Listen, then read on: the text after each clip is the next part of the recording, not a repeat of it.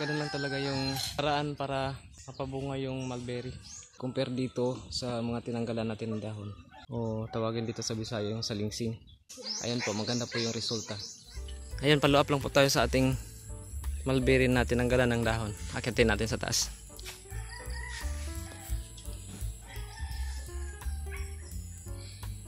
So ayan po, after 10 days may mga bagong sanga na po yung tinanggalan natin ng mga dahon.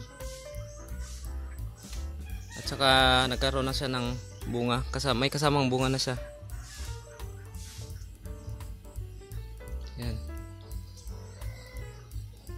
Halos lahat ng tinanggalan natin ng dahon mayroong lumalabas na bunga. Ayan.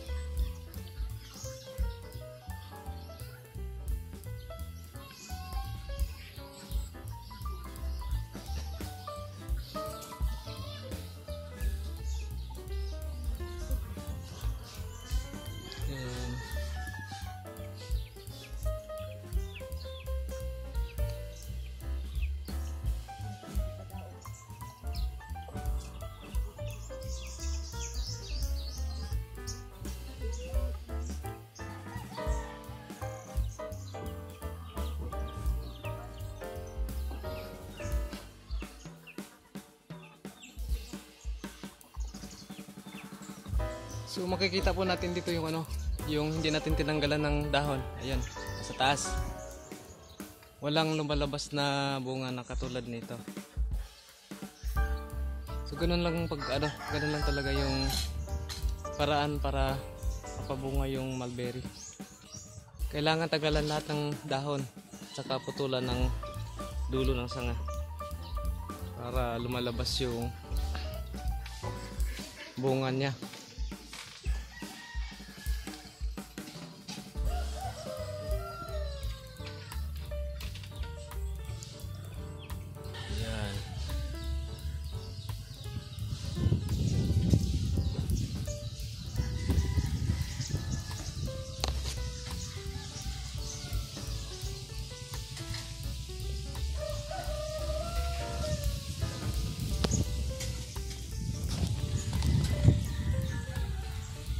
So nandun sa dulo na hindi naabot ng pagtanggal ng dahon. Ayan. Walang sign na mamumunga o magkaroon ng bagong subong na sanga.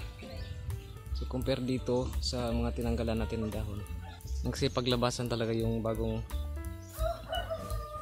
sanga. O tawagin dito sa Bisaya yung salingsing. So abangan na lang po natin to pag mga ilang weeks kung marami bang mabubuhay sa mga lumalabas na bunga.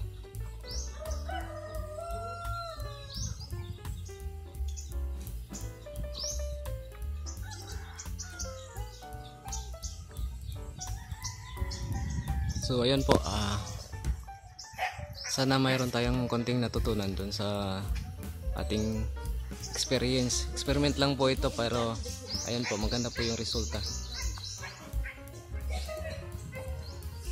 So sa mulberry kailangan magtanggal ng dahon para mapabunga siya.